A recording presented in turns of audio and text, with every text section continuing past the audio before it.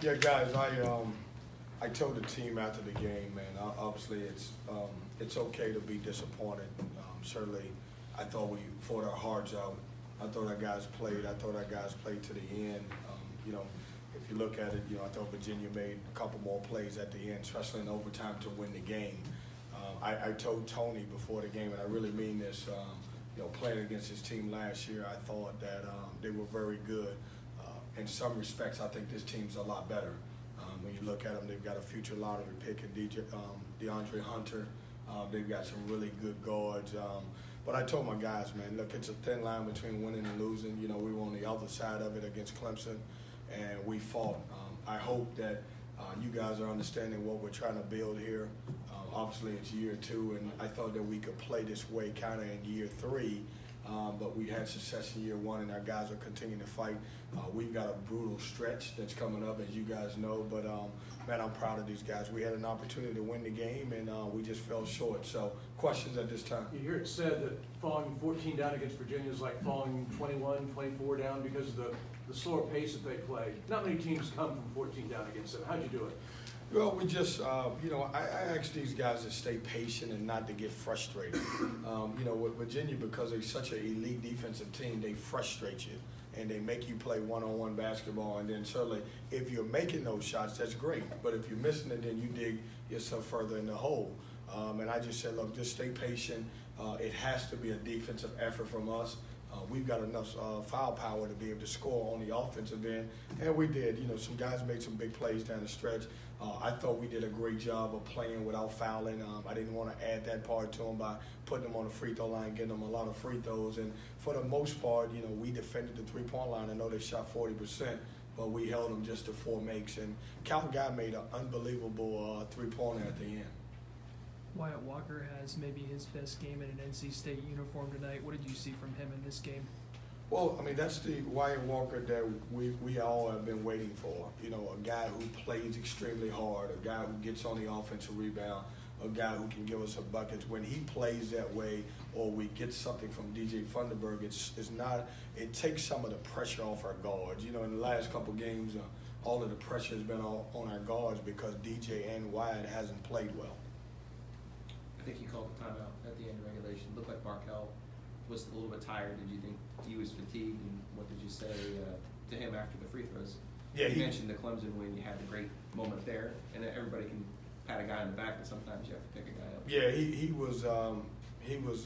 caught a cramp, and he cramped up. Obviously because he's been out for so long, his conditioning wasn't there. Honestly, Joe, at the end of the game, I never even talked about the free throw, because I'm one of those guys that I never think that one play defines a game. Didn't harp on it, didn't say anything about it. I just told those guys, man, I'm proud of them, and if we can continue to play that way against one of the elite teams in the country and in the ACC, then we can be pretty good. You had some thoughts on the last game about some of the crowd leaving early in that game. What did you think of the crowd tonight during this game?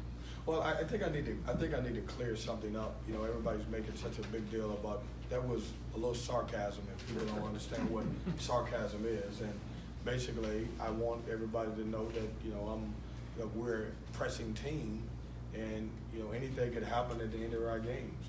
Wasn't talking about our crowd. I love our fans. I've said this all along. I think we've got the best fans in the country. But I wanted to take a little jab, a sarcastic jab, at those who left a little bit early. That being said, it was plenty of people that stayed in the arena. They were a huge part of Reed going to the free throw line, missing 4 free throws in a row. I thought our crowd was tremendous tonight. I thought they were loud. I thought they were in the game. And it gives us such a tremendous home court advantage when they play that way. So if anybody just can hear my voice or hears me, it was a joke. That's what it was. That's all. Coach, it looked like the full court press had a lot to do with you guys being able to get rid of that 14-point deficit, and you brought that strategy in the second half. Was there any thoughts at all to maybe have that at the beginning of the game to force your tempo, to help force your tempo upon the game instead of waiting until the second half? Well, I don't think we waited. I think we waited till we scored. When if you look at the game, we missed a lot of shots in the first half. It was a 27-23 game. If you look in the second half, we scored 28, they scored 32. So every time we scored, we got into some type of press. It was just a different press.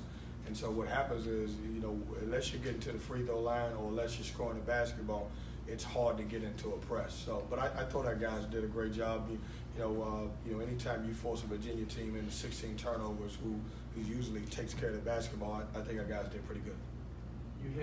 You won the turnover battle by 8, but you haven't been winning the turnover battle much in conference play. You got 6 extra possessions on offensive rebounds. Did this just come down to them making shots and you not making shots? I mean, certainly you had chances. What makes their defense so difficult to shoot against? I mean, they're elite defensive team. I mean, he does a great job spending time with it. That being said, guys, we just took the number 3 team in the country to overtime with a chance to win. I think they made a couple more plays at the end, and we didn't. And you know, if we make another play, we're talking about how special our offense is against Virginia.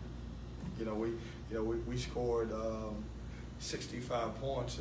It's probably in their games that they play, it may be 3 teams all year that'll get 65 points against them. Yeah, they're pretty good. He does a good job.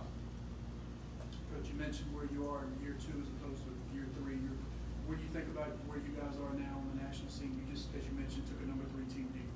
Well, as we talk about it, it's not about the more victories, because certainly you want to win those games.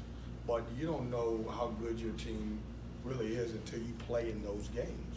And obviously, all you got to do is look at Virginia's scores all year long, and the closest game they've had is the one at Duke, which they lost by a few points. Most of the other games have been even 15 to 20 points, whether they're at home or away. That being said, also, if you look at Virginia, they've done a tremendous job over the last 2 years. They've won 23, now 24 out of their last 26 games in the ACC. That's pretty doggone impressive.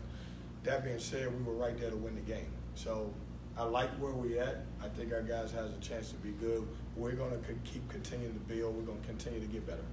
Thanks, Coach. Thanks, guys.